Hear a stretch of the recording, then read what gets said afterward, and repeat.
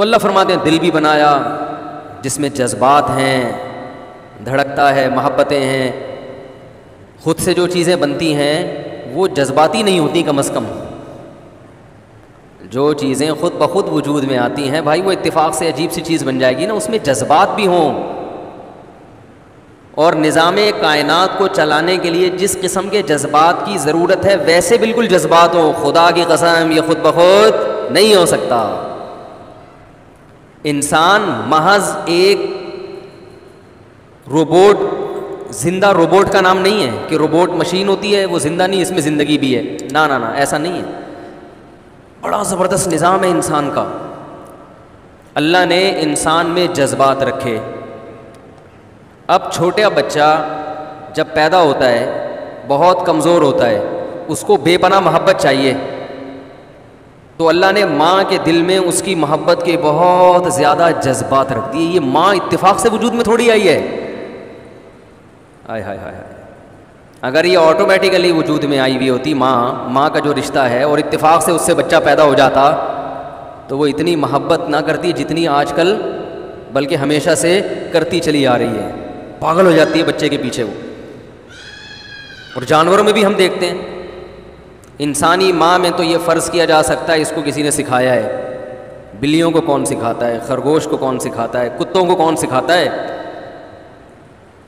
اور عجیب بات ہے کہ جن جانوروں کی نسل بہت زیادہ بڑھتی ہے ان میں ماں کی ممتا نہیں ہے، کیونکہ اگر وہ اپنے بچوں کی حفاظت کریں تو نسل اتنی بڑھ جائے گی کہ وہ دوسروں کو کھانا شروع کر دیں گے. تو اللہ نے کہا کہ یہاں ماں کی ممتا کی چندہ ضرورت نہیں ہے. تو ماں کو ڈائن بنا دیا، وہ خود ہی کھاتی ہے. جیسے مچھلیوں کی اولادیں بہت کثرت سے ہوتی ہیں، ہزار انڈے دیتی ہیں اور ان ہزاروں بچے نکلتے ہیں. اب اگر ماں ایک ایک بچے کو اسی طرح پال پوس کے جوان کرے، اس کی سیوا کرے، اس کی خدمت کرے، تو بھائی سمندر میں پاؤں رکھنے کی جگہ نہیں بچے. وہ بھی انڈے دے رہی ہے، بچے پیدا ہو رہے ہیں اسی سے، وہی پروسیس ہے، مگر وہ کھا جاتی ہے فوراً. جو بچے ماں کے چڑیل پن سے بچ کے نکل گئے، ادھر ادھر بھاگ گئے، وہ بچ گئے. ایکویریم میں میں نے بہت مچھلیاں رکھی ہیں. گولڈن فش جب انڈے دیتی ہے نا تو سب سے پہلا کام یہ ہوتا ہے سنڈوں کو ماں سے دور کرو. روزانہ جھانک کے دیکھنا پڑتا ہے انڈے دیے تو نہیں. آپ تھوڑی سی دیر کر دیں گے وہ انڈے کھا جائے گی. ہزاروں بچے، سانپ کی مادہ ہزاروں بچے دیتی ہے، لہذا فوراً انڈے بھی کھاتی ہے، بچے بھی کھاتی ہے. مرغی درجن انڈے دے گی، وہ اپنے انڈوں کی بھی حفاظت کرے گی جب تک کوئی بیماری نہ لگی ہو. بعض مرغیوں کو انڈے کھانے کی بیماری لگ جاتی ہے، وہ تو ایک الگ ہے. نارملی ایسا نہیں ہوتا. انڈوں کی بھی حفاظت اور ایک ایک چوزے کی حفاظت کرتی ہے وہ کہ یہ میرا چوزا ہے.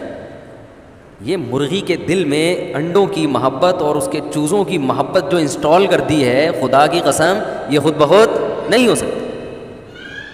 اگر یہ خود بخود ہوتا تو سانپ کے دل میں بھی ہوتی محبت. بھئی یہ بچے چیخ رہے ہیں، ان کو کنٹرول میں کریں. ماؤں کے دل میں بچوں کی محبت کا یہ مطلب تو نہیں ہے کہ بچے چیختے رہیں تو مائیں ان کو کچھ کہیں نہیں. جو خواتین بیان سن رہی ہیں، بچوں کو کنٹرول کریں. تو مرغی کے درجن، لوگ تو 24 انڈے رکھ دیتے ہیں اس کے نیچے. کیسے محبت سے ان انڈوں کو سیتی ہے وہ. 12 گھنٹے جو ہے نا، 24 گھنٹے میں انڈا مکمل موو کر چکا ہوتا ہے.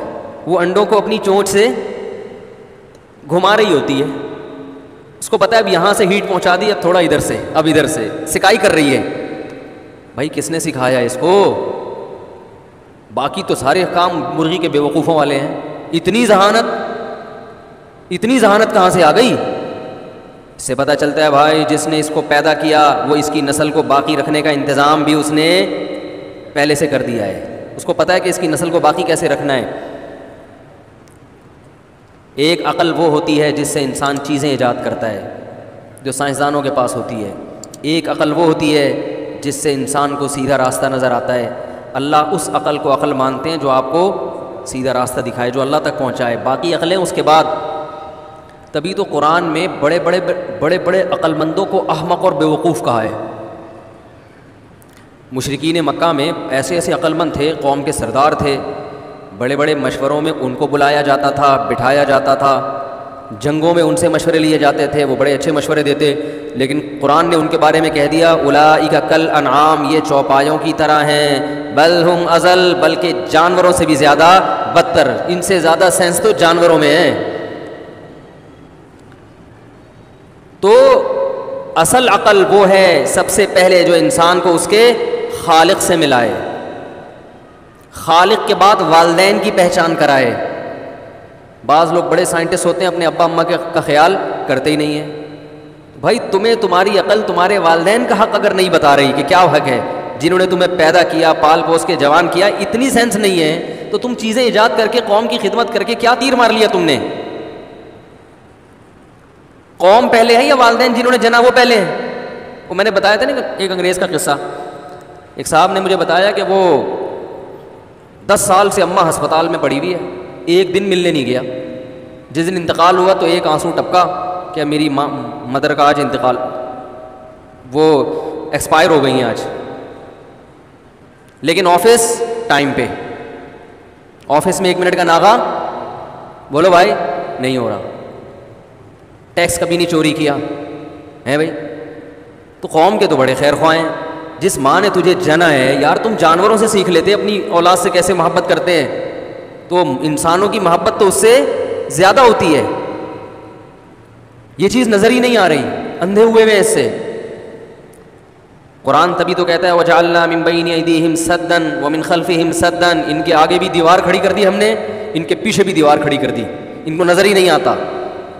فَأَغْشَيْنَاهُمْ فَهُمْ لَا يُبْصِرُونَ، پردے ڈال دیے ان کے اوپر، اب ان کو ہمارا بتایا ہوا راستہ نظر نہیں آتا۔ ان کو یہ تو نظر آئے گا آفس ٹائم پہ پہنچنا ہے، صحیح ہے نا، محنت کرنی ہے، ٹیکس ٹائم پہ جمع کرانا ہے، پینلٹی نہ لگ جائے وغیرہ وغیرہ، سب چیزیں بہت فٹ فاٹ، اخلاق اچھے اخلاق، اسمائل، مسکرا کے بات کرو، سیلفی لیتے ہوئے اسمائل۔ اب تو سیلفی کے بعض کیمرے ایسے آ رہے ہیں جیسی سیلفی ہونے والی ہوتی ہے اس پہ اسمائل لکھا ہوا آ جاتا ہے کہ غلطی سے آپ کا عجیب سی شکل نہ آ جائے۔ تو کیمروں کو بھی اتنی عقل ہے بھائی، یعنی ظاہر ہے جس نے یہ بنایا تو اس نے کیسے اس میں سافٹ ویئر ڈال دیا کہ یار وہ پہلے سے آپ کو مسکرانے کی ترغیب دے رہا ہے۔ لیکن جس ماں نے جنا بھائی، کس قدر محبت، ماں کی محبت بھی سمجھ میں نہیں آ رہی کسی کے، اس سے بڑا بدبخت دنیا میں کون ہوگا؟ چلو ان کے معاشرے میں ہم کہتے ہیں باپ کی محبت کسی کو ملتی ہے کسی کو نہیں ملتی، ماں کی محبت تو سب کو مل رہی ہے نا۔ ہمارے ہاں تو اللہ کا شکر ہے باپ کی بھی سب کو ملتی ہے، لیکن ان کے ہاں باپ کی بھی ملتی ہے لیکن بسا اوقات نہیں بھی ملتی۔ ماں کی ممتا تو سب کو ملتی ہے، وہ تو کافر کی ماں بھی اپنے بچے سے محبت کرتی ہے۔ تو یہ وہ عقل ہے جس کو قرآن کیا کہتا ہے؟ قرآن اس عقل کو نہیں مانتا ہی نہیں قرآن اس عقل۔ اولئک کالانعام، چوپایوں کی طرح۔ کبھی قرآن کہتے ہیں ان کے کان میں ٹاٹ لگے ہوئے ہیں، سنائی نہیں دیتا۔ کبھی قرآن کہتے ہیں ان کی آنکھوں پہ پردے ڈال دیے، دکھائی نہیں دیتا۔ کبھی قرآن کہتا ہے ان کے منہ پہ مہر لگا دی، بولتے نہیں، حق نہیں بولتے، ساری دنیا کی ساری باتیں کریں گے، سیدھے راستے کی بات ہی نہیں کرتے کہ رائٹ وے کیا ہے، سیدھا راستے اس پہ بات ہی نہیں کرتے، گونگے بن گئے ہیں، بہرے بن گئے ہیں، سوچنے کی صلاحیت ختم۔ تو یہ ان لوگوں کے بارے میں ہے جن کو ہم عقل مند کہتے ہیں، جن کے پیچھے ہم چل رہے ہیں۔